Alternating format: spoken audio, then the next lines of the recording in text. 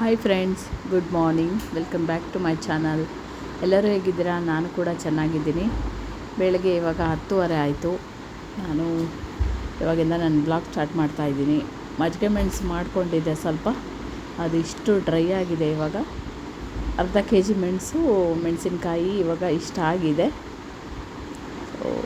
ಇನ್ನೊಂದೆರಡು ದಿನ ಬಿಸಿಲಿಗೆ ಒಣಸಿದ್ರೆ ಚೆನ್ನಾಗಿರುತ್ತೆ. ಗಿಡದಲ್ಲಿ ಒಂದೇ ಒಂದು ಹಸಿರು ಮೆಣಸಿನ್ಕಾಯಿ ಬಿಟ್ಟಿದೆ, ಅದನ್ನು ತೋರಿಸ್ತಾ ಇದ್ದಾಳೆ. ಅದು ಬೀಜ ಹಾಕಿದ್ದೆ ಅಲ್ಲ, ಅದು ಹುಟ್ಟಿದೆ. ಸೊ ಅದರಲ್ಲೊಂದು ಮೆಣಸಿನ್ಕಾಯಿ ಬಿಟ್ಟಿದೆ. ಸ್ವೀಟಿ ಕೂಡ ಇಲ್ಲೇ ಕುತ್ಕೊಂಡಿದ್ದಾಳೆ, ಅವಳು ಆಟಾಡೋದೇ ಇಲ್ಲ. ಆಯಿತು, ಒಂದು ವಾರ ಮೇಲಾಯಿತು, ಇನ್ನೊಂದು 3-4 ಡೇಸಲ್ಲಿ ಅವಳು ಚೆನ್ನಾಗಿ ಆಗ್ತಾಳೆ. ಸೊ ಇವಾಗ ಟೈಮ್ ಬಂದು 12 ಗಂಟೆ ಆಯಿತು. ನಾನು ಅಡುಗೆ ಮಾಡ್ಕೊತಾ ಇದ್ದೆ. ಸ್ವಲ್ಪ ಸೀಗಡಿ ಇತ್ತು, ಸೊ ಅದನ್ನು ಹಾಗೆಯೇ ಗ್ರೇವಿ ಮಾಡ್ಕೊತಾ ಇದ್ದೀನಿ. ಬೇಳೆ ಸಾರು ಇದೆ, ಸೊ ಇದನ್ನು ಗಟ್ಟಿ ಗ್ರೇವಿ ಮಾಡ್ಕೊತಾ ಇದ್ದೀನಿ. ಇವಾಗ ಮಧ್ಯಾಹ್ನಕ್ಕೆ ಇದು. ಹಾಗೆಯೇ ಏಡಿ ಕೂಡ ಇತ್ತು, ಅದನ್ನು ಮಾಡೋಣ ಅಂತ ತೊಗೊಂಡೆ. ಮತ್ತು ಇವಾಗ ನನ್ನ ಹತ್ರ ಆಗ್ತಾಯಿಲ್ಲ, ನನಗೆ ಸ್ವಲ್ಪ ಜ್ವರ, ತಲೆನೋವು, ಕೆಮ್ಮು. ಸೊ ಅದರಿಂದ ವಾಯ್ಸ್ ಕೂಡ ಕೊಡೋಕ್ಕಾಗ್ತಾ ಇರಲಿಲ್ಲ. ಸೊ 2 ದಿನ ಆಗೋಯ್ತು ನಾನು ವೀಡಿಯೋ ಹಾಕ್ದೇನೆ. ಅದಕ್ಕೋಸ್ಕರ ಇವಾಗ ವೀಡಿಯೋ ಮಾಡಿಬಿಡ್ತಾ ಇದ್ದೀನಿ, ವಾಯ್ಸ್ ಕೊಡ್ತಾಯಿದ್ದೀನಿ. ಇವಾಗ ಟೈಮ್ ಬಂದು 4 ಗಂಟೆ ಆಯಿತು. ನಾನು ನಮ್ಮ ಸ್ವೀಟಿ, ಅಮ್ಮು ಹೊರಗಡೆ ಕುತ್ಕೊಂಡಿದ್ವಿ. ಅಮ್ಮು ಟೈರಸ್ ಮೇಲೆ ಹೋಗಬೇಕು ಅಂತ ಹೇಳಿ, ಇನ್ನೊಂದು ಟೈರಸ್ ಇದೆ ಮೇಲೆ, ಸೊ ಅಲ್ಲಿ ಹೋಗಬೇಕು ಅಂತ ಹೇಳಿ ಬೀಳ್ತಾಳೆ ಅಂತ ನಾನು ಜೋರು ಮಾಡ್ತಾಯಿದ್ದೀನಿ, ಮೇಲೆ ಹೋಗಬೇಡ ಅಂತ. ಆದ್ರೂ ಅವಳು ನನ್ನ ಕಣ್ಣು ತಪ್ಪಿಸಿ ಹೋಗೋಕ್ಕೆ ನೋಡ್ತಾ ಇದ್ದಾಳೆ. ಅಲ್ಲೇ ಇದ್ದಾಳೆ, ಬರ್ತಾನೇ ಇಲ್ಲ ಈ ಕಡೆ ಕರೆದ್ರೆ ಅವಳು.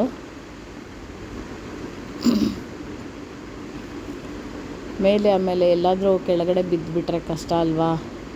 ಇನ್ನೊಬ್ಬರು ಮಕ್ಕಳು ನಾವೆಷ್ಟೇ ಜೋಪಾನವಾಗಿ ನೋಡಿಕೊಂಡ್ರೂ ಆಮೇಲೆ ಮಾತು ಕೇಳೋದು ತಪ್ಪಾಗಲ್ಲ. ಸೊ ಅದಕ್ಕೋಸ್ಕರ ಜೋರು ಮಾಡ್ತಾಯಿದ್ದೀನಿ. ಅವಳು ಹೋಗ್ಲಿಕ್ಕೆ ಟ್ರೈ ಮಾಡ್ತಾನೇ ಇದ್ದಾಳೆ. ಅವಳು ನಾನು ಬೇಡ ಅಂತ ಹೇಳ್ತಾಯಿದ್ದೀನಿ ಮೇಲೆ ಹೋಗೋದು.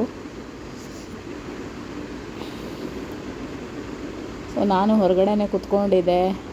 ನಮ್ಮ ಸ್ವೀಟಿನ ಅಲ್ಲಿ ಎಲ್ಲೂ ಬಿಡೋಕ್ಕಾಗಲ್ಲ, ಅದು ಹದ್ದು ಬಂದು ಕಚ್ಚಿಬಿಡುತ್ತೆ. ಸೊ ಅದಕ್ಕೋಸ್ಕರ ನಾನು ಕೂಡ ಹೊರಗಡೆ ಕುತ್ಕೊಂಡಿದ್ದೆ.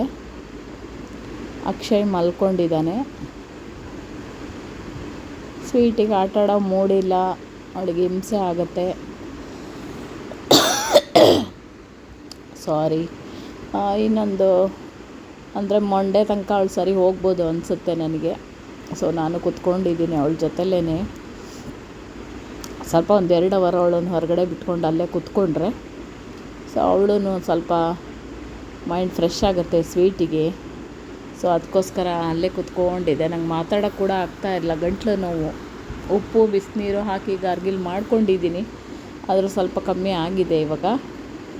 ಸೊ ಇವಾಗ ಟೈಮ್ ಬಂದು 7 ಗಂಟೆ ಆಯಿತು. ನಾನು ಇಲ್ಲಿ ಚಪ್ರದವರೆ ಅಂತ ಹೇಳ್ತಾರೆ ನಮ್ಮ ಕಡೆ, ಗೊತ್ತಿಲ್ಲ. ಅದನ್ನು ನಾನು ಕ್ಲೀನ್ ಮಾಡ್ತಾಯಿದ್ದೆ ಇವಾಗ ಪಲ್ಯ ಮಾಡ್ಕೊಳ್ಲಿಕ್ಕೆ. ನೋಡಿ, ಈ ಥರ ಪಲ್ಯ ಮಾಡ್ಕೊಂಡಿದ್ದೀನಿ. ಹಾಗೆಯೇ ಸ್ವೀಟಿಗೆ ಸ್ವಲ್ಪ ಚಿಕನ್ ಹಾಗೆಯೇ ಬೇಯಲಿಕ್ಕೆ ಇಟ್ಟಿದ್ದೀನಿ. ಅವಳಿಲ್ಲ ಅಂದರೆ ಊಟನೇ ತಿನ್ನೋದಿಲ್ಲ. ನಮ್ಮನೆ ತೆಂಗಿನಕಾಯಿ ತುರಿ ಎಲ್ಲ ಹಾಕಿದರೆ ನಮ್ಮ ಮನೆಯವ್ರಿಗೆ ಇಷ್ಟ ಆಗೋಲ್ಲ. ಅದಕ್ಕೋಸ್ಕರ ಅವರಿಗೆ ಹಾಗೆಯೇ ಮಾಡಿಕೊಡ್ತಾಯಿದ್ದೀನಿ. ಇಲ್ಲಿ ಸ್ವೀಟಿಗೆ ಸ್ವಲ್ಪ ಚಿಕನ್ನು ಬೇಯಲಿಕ್ಕೆ ಇಟ್ಟಿದ್ದೀನಿ. ಮಧ್ಯಾಹ್ನ ನಾನೇನು ಏಡಿ, ಕ್ರ್ಯಾಬ್ ಅದನ್ನು ಗ್ರೇವಿ ಮಾಡಿದ್ದೀನಿ. ಮಧ್ಯಾಹ್ನ ಮಾಡಿಲ್ಲ ನಾನು, ಇವಾಗೆಲ್ಲ ರೆಡಿ ಮಾಡಿದ್ದೀನಿ. ಹಾಗೆಯೇ ಯಾರೆಲ್ಲ ನನ್ನ ವೀಡಿಯೋನ ನೋಡ್ತಾ ಇದ್ದೀರಾ, ಸಬ್ಸ್ಕ್ರೈಬ್ ಮಾಡಿಕೊಂಡೇ ನೋಡ್ತೀರಾ, ಅವರೆಲ್ಲ ಸಬ್ಸ್ಕ್ರೈಬ್ ಮಾಡಿಕೊಂಡು ನನ್ನ ವೀಡಿಯೋ ನೋಡಿ, ಹಾಗೆಯೇ ಒಂದು ಲೈಕ್ ಕೊಡಿ, ಸಪೋರ್ಟ್ ಮಾಡಿ ಪ್ಲೀಸ್. ನಿಮ್ಮೆಲ್ಲರ ಸಪೋರ್ಟು ನನಗೆ ತುಂಬ ಅಗತ್ಯ ಇದೆ ಫ್ರೆಂಡ್ಸ್. ನೋಡಿ, ಈ ಥರ ಗ್ರೇವಿ ಬಂದಿದೆ. ಒಬ್ರೊಬ್ರಿಗೆ ಒಂದೊಂದು. ಅವನಿಗೆ ಮೀನು ಸಾರು ಮಾಡಿದ್ರೆ ಅಕ್ಷಯ್ ತಿನ್ನಲ್ಲ, ಅದು ಬೇಡ ಇದು ಬೇಡ ಅಂತ ಹೇಳಿ. ಸೊ ಇಷ್ಟೆಲ್ಲ ರೆಡಿ ಮಾಡ್ಕೊಂಡಿದ್ದೀನಿ ನಾನು.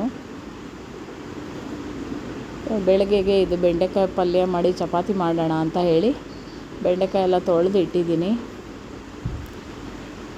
ಅಮ್ಮಗೆ ಒಂದು ಮೊಬೈಲ್ ಸಿಕ್ಬಿಟ್ರೆ ಸಾಕು, ನೋಡ್ಕೊಂಡು ಇದ್ಬಿಡ್ತಾಳೆ ಅವಳು. ಸೊ ಬಟ್ಟೆ ಎಲ್ಲ ಒಗೆದಾಕಿದ್ದೀವಿ. ಸಾಯಂಕಾಲ ಬಟ್ಟೆ ಒಗಿಬಾರ್ದು ಅಂತಾರೆ, ಬಟ್ ನಮ್ಮನೇಲಿ ಸ್ವಿಚ್ ಬೋರ್ಡು ಸರಿ ಇಲ್ಲ. ಸೊ ಮಿಷನ್ ಹಾಕುವಾಗೆಲ್ಲ ಭಯ ಆಗುತ್ತೆ. ಅದಕ್ಕೋಸ್ಕರ ನಾನು ಮಕ್ಕಳು ಇದ್ದಾಗಲೇ ಬಟ್ಟೆ ಒಗೆಸ್ಕೊಂಡು ಬಿಡ್ತೀನಿ ಮಿಷನ್ನಲ್ಲಿ. ನಮ್ಮ ಮನೆಯವ್ರು ಇನ್ನೂ ಬಂದಿಲ್ಲ, ಬರೋ ಟೈಮ್ ಆಯಿತು ಇವಾಗ. ಸೊ ಅಡುಗೆ ಎಲ್ಲ ರೆಡಿಯಾಗಿದೆ. ನಾನು ಹೊರಗಡೆ ಸ್ವಲ್ಪ ಕುತ್ಕೊಂಡಿದ್ದೆ. ಒಳಗಡೆ ಬಂದರೆ ಸೆಕೆ, ಹೊರಗಡೆ ಬಂದರೆ ತಣ್ಣಗೆ ಗಾಳಿ ಬೀಸುತ್ತೆ. ನೋಡಿ ಇಲ್ಲಿನ ವಾತಾವರಣ ಹೇಗಿದೆ, ಎಲ್ಲ ಲೈಟ್ಗಳು.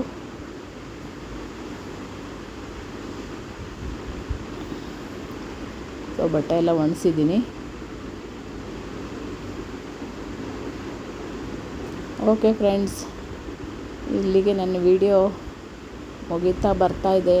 ಯಾರೆಲ್ಲ ನನ್ನ ವಿಡಿಯೋ ನೋಡ್ತಾ ಇದ್ದೀರಾ ಪ್ಲೀಸ್ ಸಪೋರ್ಟ್ ಮಾಡಿ, ಹಾಗೆಯೇ ಸಬ್ಸ್ಕ್ರೈಬ್ ಮಾಡ್ಕೊಳ್ಳಿ, ನನ್ನ ವಿಡಿಯೋಕ್ಕೊಂದು ಲೈಕ್ ಕೊಡಿ. ಅಕ್ಷಯ್ ಸ್ವೀಟಿ ಜೊತೆಲಿ ಏನೋ ಆಟ ಆಡ್ತಾ ಇದ್ದಾನೆ. ನಾನು ಗುಲಾಬ್ ಜಾಮು ಕಿರಣ್ ಬರ್ತಡೇಗೆ ತೊಗೊಂಡು ಬಂದಿದ್ದು ಮಾಡೋಣ ಅಂತ ಹೇಳಿ, ಆಮೇಲೆ ಮಾಡಲೇ ಇಲ್ಲ. ಸೊ ಅವ್ನು ಮಧ್ಯಾಹ್ನದಿಂದ ಕೇಳ್ತಾನೆ ಇದ್ದ, ಅದಕ್ಕೋಸ್ಕರ ಇವಾಗ ಮಾಡಿ ರೆಡಿ ಮಾಡಾಯಿತು.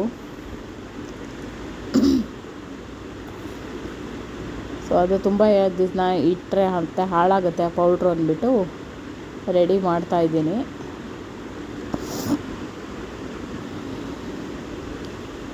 ಸೊ ಈ ಥರ ನೋಡಿ, ಈ ಥರ ಬಂದಿದೆ ಗುಲಾಬ್ ಜಾಮ್.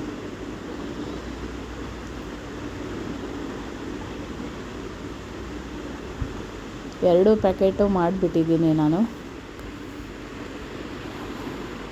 ಅಕ್ಷಯ್ ಸ್ವೀಟಿಗೇನೋ ಜೋರು ಮಾಡ್ತಾ ಇದ್ದಾನೆ. ಅಂದರೆ ಅವಳು ಊಟಕ್ಕೋಸ್ಕರ ಕಾಯ್ಕೊಂಡಿದ್ದಾಳೆ. ಎಲ್ಲರೂ ಊಟ ತಗೊಂಡು ಹೋಗ್ತಾ ಇದ್ದಾರೆ, ಪಪ್ಪ ನನಗೆ ಊಟ ಕೊಡ್ತಾ ಇಲ್ಲ ಅಂತ ವೆಯ್ಟ್ ಮಾಡ್ತಾ ಇದ್ದಾಳೆ ಅವಳು.